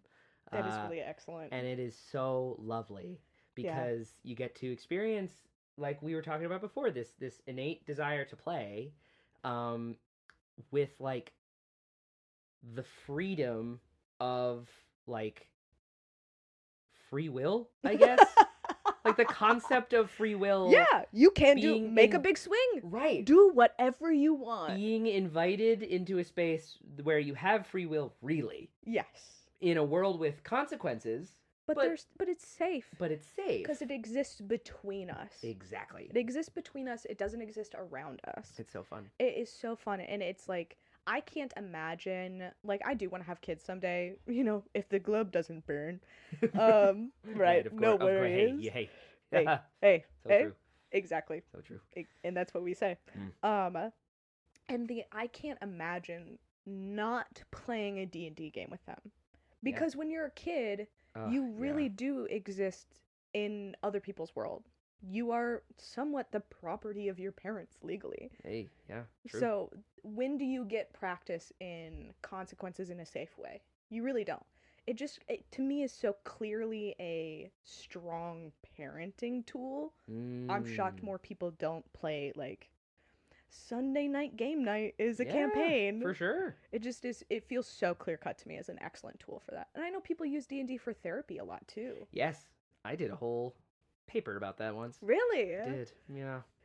Well, yeah. It's like it's real. It literally, it puts you in a position of very like safe social dynamics that you wouldn't necessarily be able to do in your day-to-day, and gives you agency and collaboration and trust. Like there are so many aspects of like these consequences in your brain of like, oh no, if we fail, we lose our friends, we could die, like all these things that come with the like these fantasy consequences actively put people in the scenario of wanting to help each other. Yes. Like it is the inherent like, oh wait, no, let's work together. Like, and even the kids that I've had at camp that are a little bit more antagonistic, that are like the ones that want to just like kill a thing or run around and do stuff, like the longer that they exist in that world, the quicker it is for them to realize like, oh, this isn't the way I need to live my life, because it isn't serving them, my potential friends. It isn't serving me right now, because I thought it was funny 5 minutes ago, but now I'm still in that space. But now I'm still here, and maybe I could just try, because I'm not going to be made fun of at this table of people that all want to work together. So if I'm the one that is being hard, then I suck. It's and I will be I'll be welcomed into it safely. Right. And then like automatically it breaks these social barriers that a lot of kids have. Yeah. Especially, because they have a goal, and it's also a little bit depersonalized while still existing in your heart. Exactly. Right. Because it's not you. It is you. It is. But it's not. It's your decision making in a alternate reality. Yep. Which brilliant. Is nice. Yeah. D&D has taught me the skill of not having to be good at everything, which I always say when I run a table, I'm like, I don't really care about party balance, and I don't really care about party balance. Right. Famously, I build the game around the people I have. For sure. But I have had to get rid of my instinct to be the high intelligence rogue with every skill, because you have to let other people do stuff. Right. So yeah, I don't care about party balance, but like, you don't have to be every solution. That's what your friends are for. And that was a lesson I learned. I didn't know I was learning until I went, I need to reskin to a new class. Wait a second. And then I'm like staring alone in my living room like, did I just have a social epiphany at my big age because of D&D? Wait a minute. Yeah, so they get you. They do get you. Didn't even need to spend $30. You had to spend $50 on the books. Oh, yeah. And then you get into the minis. And you have to get the physical book and the digital book, because God forbid buying the physical book gave you a code to the digital book. Oh, whatever. Wizard of the Coast, I hate you. Yeah. Well, that moves me into the next part of this podcast. Slay. Perfectly. Where I like to ask this question to everyone, because I think it gives me everything I need to know as a consumer. Cool. And someone who appreciates and makes art. All right. Top of your head, favorite movie, go. You filled out the form, so I know what it is, but unless it's changed. There's several of them, and I'm trying to remember specifically. Probably The Princess Bride is probably what I said. Or Monty Python and the Quest for the Holy Grail. You said that one. Yeah. I've been recently thinking about The Princess Bride for other reasons. Okay, fair. Monty Python and the Quest for the Holy Grail is number one and always will be number one. Okay. Yes. You're confident on that I am statement. So incredibly confident. There's some close seconds. Princess Bride is a close second. Shout out. Love that movie. Oh my God. Not me forgetting the name of my own favorite movie. Well, you've given me two. It's also a book by Douglas something. Oh, Douglas something. Yeah, and then you Hitchhiker's Guide to the Galaxy. I was like, and then you do this, and it is, and you put your thumb out. Hitchhiking. Hitchhiker's Guide to the Galaxy. Very, very good. Yes. Top contender. I've read the book. I have not watched the movie. And on the other way, I've only watched the movie. I've never read the book. Oh, look at that. But I have seen Monty Python. And The Quest for the Holy Grail? Yes. There are many Monty Pythons. Holy Grail. I've seen Holy course. Grail. I adore Holy Grail. Okay. Please tell me. What's your level of quotability on it? Where would you say you are? Ooh. Like, not as strong as you, for sure. Okay. I'm already gathering that. I'm Just like, because I asked. yeah, no. Like a good 5. Right. Like, right. I have not watched it recently enough to confidently quote it. I watched it enough as a kid where I'm like, I know the steps of the movie, I know how it moves, but not enough in my teenagehood or like so adulthood. It's like seared in. Where it's like, fully burned into my cortex. That's Muppets for me. Ooh. Yeah. Wow. That's Muppets for me, wholly and completely. Yeah. There is a puppet over your shoulder. There is. Who I continue to make eye contact with. Yeah, he's funny. He is fun. Yeah. There's 2. Yeah. They're both puppets. He's a puppet too. That's exciting. I'm pointing to a mouse and a man puppet that are behind me. And of mice and men. Yeah. There it is. There's a reference there. And I did it. It sounded like the start of a sentence, but no, it is a book. And a movie? And a movie, I believe. Sure. I Is have it a movie? I have a vague memory of like having to watch this movie. Well, yeah. And I don't know if I made it up. Either way. These are made by my mother. My mother makes puppets. Oh, shout out your mom. Shout out my mom. Oh, shout out my mom. I love that. Yeah. But anyway, yes. I adore the Muppets. That's where I'm quotable for sure. But like, it's a flesh wound. Tis but a flesh wound. Tis but a scratch. Yes. Uh-huh. Like I adore that film. I mean, that group is hilarious. It's a holy hand grenade of Antioch. You have to count to 3. 3 is the number you must count for. Not 2. 4 is right out. I love that movie. I gotta watch it again. It's been too long. It's been too long. And I'm assigning you homework in this moment. Can't wait for you to hate that. You're welcome. Oh no, homework to watch. You have to Holy watch Grail. Yes. Horrible. You must buy a coconut, split in half, and run around your house in a circle. I did do that in high school. Hell yeah. Just to prove the point. Yeah. I was like, well, they do it in the movie. They do it in the movie. It doesn't sound that way in person. Did you go around saying knee? The knights will say knee. Why is that your favorite movie? It is, well, part of it is because, like, the like, my mom, her sister, my like, aunt and uncle, that generation, that was their favorite movie. They were of course, the nostalgia of it. Yep. But they're just generally into Monty Python, probably also for the same reasons. And I was not allowed to watch the other Monty Python movies. So, like, The Life of Brian, I wasn't allowed to watch it. Fair. But I was allowed to watch The Holy Grail. Yeah. So it was, like, the closest I could get to the movie, and I'm the youngest. So there was a lot of stuff I wasn't allowed to do that everybody else was allowed to do. And then they all, like, moved away and got older, so then I was like, wait, no! Hold on. But that is one that I definitely was included in. Yeah. So we watched it a lot.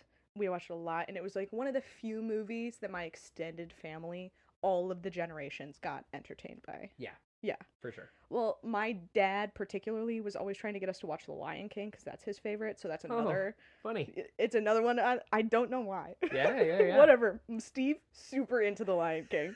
Shout out Steve. Hey, shout out Steve. And The Lion King. He'd love that. And because he's not into animated movies, but that one gets a pass. Huh. I don't know. Is it because it's Hamlet? Probably. Maybe. Does he know that? I don't Who know. knows? I'll text my dad and ask him after this. I'm excited to hear. Of course, I'll report back happily. But it existed in this perfect little zone of, like, cross-cultural, cross-generational movies for me. For sure. And then it's so dummy quotable. Yep. That it just, like, became a worm for all of my cousins. So you just never really get over it after that point. It's communal. Indeed. It's a communal experience, that movie. That makes total sense. Yeah. Yeah. John Cleese. So I love you, good. John Cleese. Hey, shout out about John Cleese now. Shout out John Cleese. Yeah, shout out John Cleese. John Cleese, avid listener of the Philly Phone Book. Obviously. God, I wish. But he has no connection to Philadelphia, so I can't invite him on here. Well, maybe we can find one. Somehow. Somebody somewhere. Somebody somewhere's got dirt on him. Yeah. Screw the degrees of Kevin Bacon. Let's get John Cleese to Philadelphia. Let's get him to Philadelphia. He's probably been here. Probably. Like once. Statistically, he's old. So is Philly. He's been places. He's he's had a lot of years to be places. That's Maybe true. this is one of them. Maybe. Yeah. I mean, John Cleese is also in the Great Muppet Caper. Oh. He has an excellent part in that where he's an owner of a house. Must be nice. Well, yes, of course. he's in this like him and his wife are like old and rich, and they have this beautiful house in London, and Miss Piggy breaks in and pretends like it's her house so that Kermit will think that she's rich because she's pretending to be this like model, this like fashion icon in London, and she loves lying, and she loves it. Yeah, so she's like fully running around with Kermit in that house while John Cleese and his wife, who I'm forgetting who that was, but she's brilliant too. Me from the future, let me know who I'm forgetting. Whoa, here it is. Hi, it's Gideon from the future while editing this. Past Gideon, I don't know why you thought this was super important to get, but here you go. It's Joan Sanderson alongside John Cleese. Okay, bye.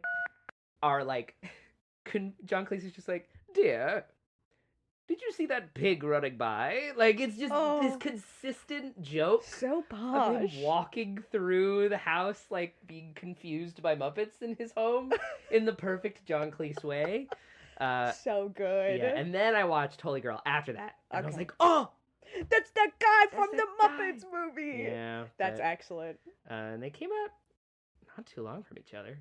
Actually. That doesn't surprise me at all. But anyway. Yeah. Go watch Monty Python and the Holy Grail. Yeah, and watch all of the Muppets movies. Thank you, Gabby. Of course. Go watch all of the go watch all the Monty Python movies. Yes. Report back. You're old enough. Probably. I am officially old enough now. Yeah. Nice. And listeners, are you? I hope so. I also hope so. We've cursed a bit. It's okay. It'll get beeped. We've been beeping. Yeah. I got a little phone beep. It's funny. Nice. We've talked about it a little bit, but I'd love to just like swing back to give you another moment for promotion for our listener. What does the future hold for Gabi Swain? What does the future of your artistry look like? Whether it's the next few months, maybe year. What are projects you got coming up? I mean, we got Swear Jar, Jamboree. Yeah. Jamboree is the number one. Jamboree's number one. We got Tiny Tabletop in the works. In the works. Are there any other exciting little collaborations that you're maybe hoping to do? Maybe like dream projects that are on your brain? Well, I know I'll be back at SideQuest for AstroQuest Year 2. Oh, that's the first time hearing about it. Yay! Maybe I'm breaking the news. That's exciting. I know. I'm very excited for that. And then there's so much that's like floating around the ether right now. I think the things I'm most excited about is taking the leap from a performer to a producer and treating Philadelphia with the seriousness with which it deserves. Like, I'm really excited about that. Love that. And there is such an appetite for more shows. So I'm like, hey, if no one else is gonna do it. Hey, yo. There it is. But I'm also technical with my like day job is fairly technical. So I'm always thinking of ways that I can like do things that help out the community. So I might be working on a like Philly comedy directory thing that's in the background. I don't know. The short term for me looks like finding ideas that are really compelling and then actually really being serious about following them. Yeah. Coin Drop allows me to do a lot of stuff I otherwise wouldn't be able to do. So like through having this official company, you get a lot of doors open that you wouldn't expect, and you get like access to a lot more. For sure. So I can start going out and like asking for money for things. We have a fiscal sponsorship now, so I can get tax deductible donations and treat it like a 501c3 for my projects. And so there's cool stuff that I can do. We're now eligible for grants. There's like and that makes opportunities possible. So that's a big long-term one. A lot of stuff is going to happen with Coin Drop. We're going to be producing more events. We're going to be producing more yearly events and scaling from there, which is really exciting. Awesome. Me personally, I want to flip my output to a higher amount, which sounds crazy. I spend a lot of time working on collaborative projects and then like backlining my own stuff. Yeah, no, for sure. Trying to really push those out and like honor the people who've given me time for my stuff, to make sure that it ends up out there. Back to that individual. Yes. Yeah. Yes. And I'm trying to think if there's anything I can announce in this moment. Ooh. I have some things that it would feel like a curse to talk about because they're too early. And that makes total sense. You know what I And mean? for that reason, Right. you may keep them to yourself. But definitely, hey, follow me at Gab and Goof. Gab and Goof. Gab and Goof on Instagram. And I will always post like, hey, a new thing is coming or I'm doing a new whatever. So hopefully, if I am being so for real, what I'm going to manifest and put out in the world, I would like to no longer have a day job next year. Ooh. That's the direction we're heading. Love that. Now, is that possible? Hard to say. Who knows? Never say never. With the everything going on, Yeah. I don't know how much risk is worth doing. But then, on the other other hand, maybe it's the like, risk is worth it because who Yeah. cares? and also, I think people want and need comedy more now than ever before. I agree with you. I fully Yeah. agree with you. Yeah. And for that, I'm excited for you. Me as well. Me as Yeah. well. So maybe have me back on next year and we'll see all the Hey, things. Please. Exactly. Everything that Gabby's got going on and will have going on will be in our newsletter. Oh, sick. Thank you. We'll Yes. keep up with that as well. That's so exciting. Yeah, our newsletter keeps a log of basically as many of the projects that I know past guests are doing as possible. And that is as weekly as I make it. Exactly. Hey, that's all that matters. This is a question I like asking as well when we talk about, the future of our artistry. A word comes up a lot, especially when it comes to this podcast and why I make it, of legacy, like leaving stuff behind. We make things that are inherently temporary. Yeah. So I guess I'm curious, from your standpoint, what is your ideal artistic legacy right now? Like, what does that mean to you? It's an interesting question because I've not thought about it in those terms, but putting it in those terms I think is important. I keep setting goals that are more attainable than I think they are. So now I'm setting goals that feel impossible. And I have no concept right now if I'm going to have the same experience of like, that goal felt impossible until I did it, or if I'm truly starting to reach for things that are going to take a lot more effort than I recognize. I don't know if I'm on a flat line. I don't know if I'm on an exponential curve. I don't know. But what I do know is that I feel very strongly about making my community persona my entire persona. I want to go from a point where I'm like not just a person who does art sometimes, but a person who's known for making art happen for people even not just me. Yeah. And I would love for my legacy to be, oh, I knew Gabby back in these years and she helped me make this happen. That's really what I think. Because I don't get a lot of joy out of constantly trying to make my shows the best it could possibly ever be. I love making the shows. So my long-term footprint would be more shows, more better. More shows, more opportunities, more better. For sure. That's kind of where I think my super ultra long-term goals lie. Awesome. Yeah, that makes total sense. Yeah. Yeah, and I think you're achieving it. Slowly but surely. You're over here. Whee! Yeah. Well, that's super exciting. And I'm excited to see what comes next. Me too. For you. Me too. And I'll find out along with everybody else. Yay. Yeah. To lighten the mood, lightning round. I don't know. I'm still figuring out if there's going to be a noise thing. Maybe there will be. Or that was quiet, and that's funny, too. That's really good. I'm going to hit you with a few questions. Okay. Off the top of your dome. Sure. Favorite place to eat in Philadelphia? Oh, my house. Boom! For Look sure. at that! Oh, my God. Yeah. That's awesome. Okay, yeah, great. That counts. A store that you can walk around in hours Whoa. Uh-huh. A store that you can walk around in for hours here in For Philly. hours, IKEA. IKEA. That's their whole point. That is their whole point. Yeah, You're they taking trap me you in the labyrinth. You're taking me so literally, and I love Yeah, it. I'm walking around for hours under duress. Right, I'm trapped. Yeah. Those arrows mean nothing to me. Please come help me. Yeah, I don't follow the arrows. Kidding me? Changing my place to Uh-huh. eat. Also IKEA. So good. So good. If you could only play one class forever in D&D, forever, what would it be? Rogue. Boom. Rogue. Easy Easy. peasy. Look Yes. at that. Okay. Of course. You can't touch me. You can't find me. I've got too many skills. It's my deepest problem and my greatest solution. Okay. Yeah. Uh-huh. Hey, that makes sense. I get it. Mhm. Do you have a teacher you'd credit your current work to? Ooh. I'm going to go a deep, deep cut on this one. When I was in 8th grade, Okay. I had a teacher named, she got married now, so I don't even know if this matters, but like I had a teacher in 8th grade who really liked my work, and I thought she was really pretty and cool. And that was the first time that somebody was like, no, get up there and do it. Get up in front of the class and show them what you did. Instead of and it sounds crazy, because like I'm so sorry. I feel like an asshole. I am the youngest child.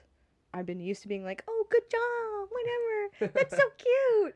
But she gave me a hard time in the most supportive way possible. Oh, yeah. And like was really like, okay, try and go do it well, actually. I believe in you, but you have to lock in. So she really challenged me, got me into debate, which got me into speech, which got me to where I am now. The pipeline. Mm-hmm. Indeed. Well, that's amazing. Yeah. Yeah. What? That's so funny. What genre? Yeah. What genre of Yes! music? Genre of music best describes your comedy. Best describes my comedy? Mm-hmm. Ooh, how dare you. Math rock, I think. Ooh. Yeah, it's okay. a little not quite right, but it's funky. And you're funky. kind of excited about how did I even get there? Right. Where's it gonna go? I don't know, but I I'm like having a that. good time. Yeah. Yeah. Perfect. It's experimental. Yeah. Yeah. Okay. I get it. That makes Mhm. sense. And finally, who's someone you recommend I interview for this podcast? Oh my god. You should, if you haven't already, because I know you said you haven't done improv. Not many. No. You should obviously get Dom Arp. I know we talked about Making this. it happen. You gotta get Dom on here. There's too much overlap. He's so thoughtful. He is. Yeah. You gotta get Sam Miller on here. Okay. He's a great in the community. You gotta get oh, how many people can I recommend? There's so many high quality like chatters. Yeah. Uh-huh. Yappers. A real yapper. A yapper who's close to my heart, Jim O'Donnell. You gotta put him on. Okay. Yes. That would be great. Yes. That'd be great. And then my duo's partner, Sophia Cordero, she's very funny. You should get course. her on. Anybody on Swear Jar, I'm gonna shill so hard. As you should. As I have to. Those are You my have to. people. Yeah. There's so many good people to chat with who would be really interesting, and somebody I don't know if they would even be interested in doing it. Kelly Jennings from Fit would be very fascinating to talk to, because she's Oh. seen so much happen Right. and has like really like strong convictions about what certain like institutional things should be in Philly, and oftentimes is like fighting a bit of an uphill battle, and I feel like that would be really illuminating for trying to compare the indie scene to, you know, the longer roots that we have here. That might be very interesting. Okay. Mm-hmm. Good to know. Yeah. Hell yeah. Thank you. Of course. Plenty of people. Absolutely. Yeah, the goal of this show is I want to strengthen the web. You know what I mean? I want people to know each other. Oh, I feel ya. Gotta strengthen the Hey, web. that's the whole thing, right? Spider mentality. That's what we do this for. That's what we do this for. Uh-huh. Truly. Yeah. That's it. You got it. You got Yeah. the point, the focal point. The what's the word? Mission statement. Yeah. There it is. You're so welcome. I remembered. It's my corpo nature. I can't help myself. Buzzword. Let's boil it down into something catchy. Boom. Uh-huh. There Makes it me is. great at ending a scene. Oh, you're Love good at buttons. that. I love a button. Love a button. Uh-huh. Well, speaking of buttons, Right. this just about wraps up the episode. And I knew it was coming, and I felt it in my soul. That's how good I am at buttons. Wow. Damn. Impressive Thank stuff. you. Thank you. Beat me to the punch. Mm-hmm. Yeah, we are just about done. Mm-hmm. Thank you so much, Gabby. I so appreciate it. What a delight. This has been a delight. Yeah. This is lovely to get to know you through this. This has been so fun. Same. I cannot stop myself from talking shop, so having another person in the pocket to be like, so what do you think about this and that? And we're probably going to see each other more and more around SideQuest now, because that's how these things go. We're around. Yeah. We do stuff. Absolutely. I hope we get to perform together one day. That would be lovely. I would have an excellent time. Yay! Yay! Well, thank you for having me. Thank you for letting me talk about all things D&D and also Swear Jar Jamboree. Oh, of course. Yeah. SwearJarJamboree.com for tickets. Yes, please. Please come hang out with us. Probably early bird tickets are up. If you have trouble affording tickets and you want to go, send us an email. So you can do jamboree@weareswearjar.com. And just reach out to us directly, and we will be able to help with some affordability for the theater community. Boom. I would rather have people who love shows and comedy be the ones who get these tickets. Absolutely. Mm-hmm. Agreed. Agreed fully. Good on ya. Cool. Swear Jar Jamboree. Mm-hmm. July 9th through July 12th. Yes. Thursday to Sunday. Thursday to Sunday. Yeah.